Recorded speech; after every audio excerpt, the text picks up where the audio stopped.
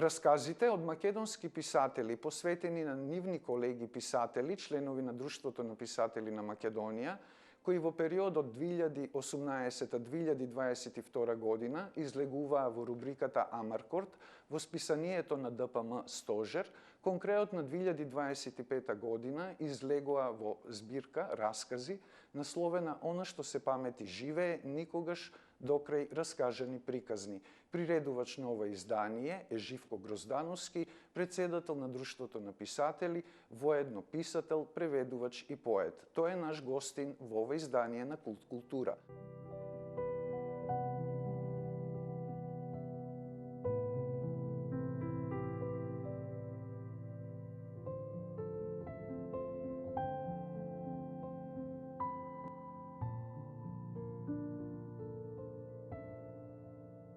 Живко, добар ден и добре дојде во нашата емисија.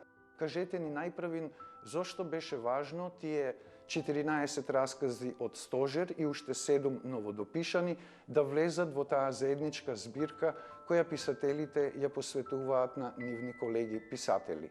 А сето тоа да биде во новата едиција на ДПМ Амаркорд. Тие раскази беа објавени во Стожер. Тоа е нели списанието на Друштвото на писателите. Стожер се продаваше во неколку книжарници во Скопје, но денес списанијата не се, за жал, еден таков медиум што е многу познат, многу практикуван, а од друга страна па овие раскази препознатлива беше нивната вредност. Особено како приказни што го слават нашето културно наследство, нашата меморија, сеќавањето на нашите автори. Така што се донесе одлука сите тие раскази да бидат ставени во една книга. Важно беше да се задржи сликата, да се промовираат овие раскази, овие автори и да се откриваат овие автори. Јас преку овие раскази открив некои автори што еве се уште ги немам ни читано и кои што едва чекам да читам некои нивни дела. Станува збор за негување на културата на паметење и континуитет на македонските писатели, колоси на македонската литература. Апсолутно, еден многу убав израз што го искористи Ана Бландијана, кога доби, нели беше даден овој златниот венец на Струшките вечери на поезијата пред 6-7 години. И таа во незиното обраќање рече дека многу е важно да се негува тој меѓугенерацијски континуитет, и тоа е нешто тука, и да се истражуваат слоевите на меморијата. Така што и ова е еден обид да се истражуваат слоевите на меморијата. Овие раскази може да се користат и од страна на наставниците во средните училишта, па зошто да не и во основните училишта. Во книгата Ѓорги Сталев пишува за Стале Попов, Михаил Ренџов пишува за Блаже Конески, Гордана Михаилова Бошнаковска пишува за Ренџов, а пак од помладите, например, Фросина Пармаковска пишува за Владимир Костов. Но никој од писателите не пишува за неговиот колега како за автор, туку како за човек. Зошто избравте таков поинаков ракурс на представување на македонските писатели? Затоа што треба да се представат писателите како живи луѓе, да се представат во цивилка, велам јас. Да се представат како некои што постоеле тука и помеѓу нас, кои што оделе на пазар и купувале шал или што и да е. Да се поттикне интересот. Да се поттикне интересот на еден или на друг начин за читањето, за пишувањето, но и за читањето на домашната книжевност. Расказите се поделени во 3 циклуси. Првиот циклус е насловен Книги, списанија, печатници, вториот циклус е Професори и професорки, а третиот циклус е Патувања. Па како би ја објасниле потребата за вакво озаглавување на тие циклуси? Тие се условно поделени во 3 циклуси. Условно поделени затоа што не се сите раскази од циклусот патување за патување. За физички патувања. Физички патувања, но од друга страна па и се. Или самите автори биле заинтересирани за патување, или биле за мали патувања. И тоа отвора една низа убави прашања. Дали одењето од Скопје до Галичник е патување? Апсолутно е патување. Одењето од центарот до Бит пазар е исто така едно малечко патување кое што отвора други патувања. Разговори за други патувања. Например, тоа е расказот на Петар Андоновски за Лиле Деријан. Тоа е едно малечко патување, но знаеме дека Лилјана Деријан беше неколку пати имаше патувано во Индија. Тоа е така што отвора нови аспекти од личноста на авторите секој од тие циклуси. Вие бевте уредник на расказот на Ѓорги Сталев посветен на Стале Попов, па во што се состоеше вашата интервенција, Живко? Мојата работа се состоеше во тоа да го изслушам, авторот. Кога одлучувавме за начинот како тоа да се направи, оно што ми се чинеше најфер и најелегантно беше да се сними разговорот. Значи и потоа новинарски да се извади. Да, но снимањето одеше буквално од првите зборови што ги кажа, се првите зборови што влегува во расказот. И најголем дел од она што е снимката, аудиоснимка, која што траеше можеби 1,5 час,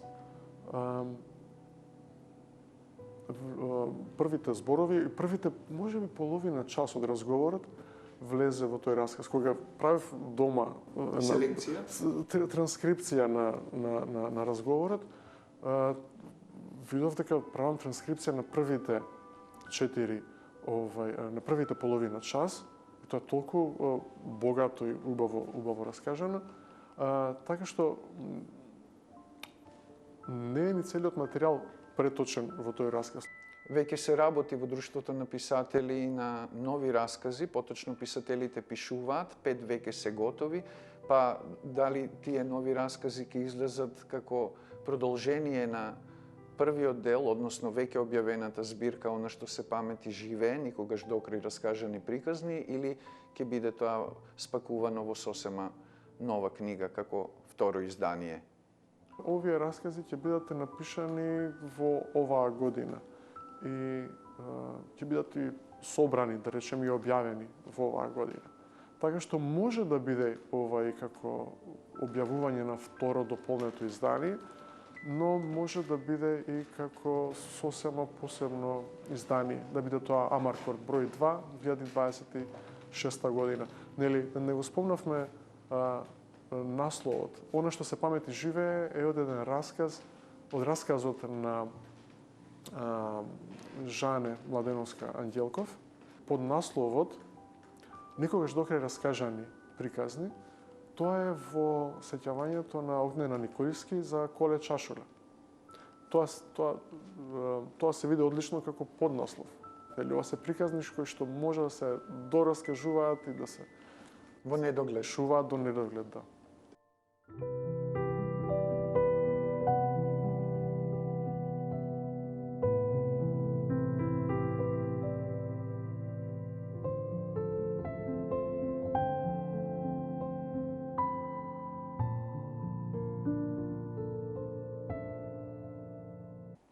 Вие и самите негувате еден посебен однос кон македонските писатели, кон вашите предходници по перо. Тоа може да се забележи од расказите во вашата најнова збирка, насловена како Сепија, со мастило права место за себе во светот, каде или некои писатели оживуваат како ликови, или пак користите цитати од нивното творештво во вашите раскази. Како би ја објасниле таа потреба? Од една гледна точка, Она што се памети живее, со поднаслов Никогаш докрај раскажани приказни, од една страна, и како Сепија со мастило права место за себе во светот, се многу слични всушност. Моите раскази се автобиографски раскази, сеќавања мои лични. И можеби и она што во мојата книга го запишувам е за да живее. За да го запаметам, некои на моменти банални случаи од минатото, за да се запамети и да живее. Сега се сеќавам на Итало Звево, италијанскиот автор, кој што има речено само животот кој што ќе се запише е всушност вистински живеен живот. Ја парафразирам изјавата на Звево, но да, тоа е потребата повторно да се негува тоа заедништво, таа едност. Во Инсомнија од Дурацовски, во нашаренило од приказни слики од реалноста и надреализмот, на едно место прочитав. Инстинктивно, веќе се беше извежбал да симулира дека е некој, за да не се открие дека е никој. Курзивот е од ДД. Јасно е дека авторот не го мислел ова во таа смисла, но мене впечатливо ми е колку освестува ова за да не се открие дека е никој. Во општеството, толку силно и безмилосно ни се наметнува тоа дека треба да се биде некој. Да се биде некој и нешто. Затоа што само некој не е доволно. Од друга страна, да векот Джим Кери, актерот. Јас не постојам, вели. Не се шегува. Не глуми. Полудел човекот? Напротив, се чини многу потрезен, поскромен и поприбран од најголемиот дел од нас, останатите. Насловот на вашата збирка е и метафоричен, но повеќеслоен. Мастилото е и ваше орудие и оружје за одбрана, од друга страна и средство за изразување. Ова е многу по-представителен овој наслов, како сепија со мастило правам место. Тоа е извадено од еден расказ, од книгата нормално. Напишав еден расказ за еден многу драг човек од Кечево, Бафтир, се вика Бербер. Имавме многу убава размена со него, зборувавме и за Руми, и за религија, и за се. Во продолжението на тој расказ стои дека замислувам како пловам во секојдневието, како сепија, и по потреба, како сепијата што изфрла мастило, така и јас правам место за себе во светот со тоа мастило. Со тоа што сепијата го фрла тоа мастило за да зашемети, за да збуни, за на тој начин да се излече. А од друга страна, по мене мастилото ми е за да ги ставам нештото во ред, за да си ги направам пред себе си јасни и за да мастилото како автентичност, како вистинитост. Расказите се автобиографски, па би рекол дека многу малку од македонските писатели во принцип им дозволуваат на читателите да понираат во нивната свест или подсвест, односно да се разголат, да бидат транспарентни. Како ја објаснувате таа потреба кај вас да зборувате отворено? Прво, тука ќе ја спомнам Оливера Ќорвезировска, и таа има такви раскази каде што се автобиографски, исто се спомнуваат доста ликови писатели кои што се ликови. И тоа е исто така што ми е драго и за поздрав. Се негува таа едност, тоа заедништво. Така што повторно таа отвореност, таа транспарентност ми е многу важна и како исказ на себе си.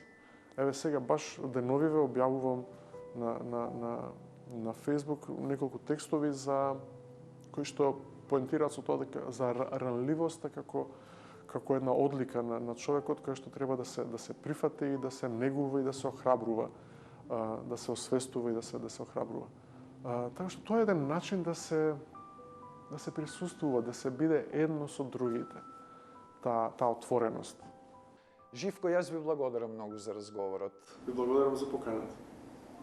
Тоа беше, почитувани гледачи, Живко Гроздановски, председател на ДПМ во Култ Култура, а вие останете на нашата програма и имајте пријатен ден.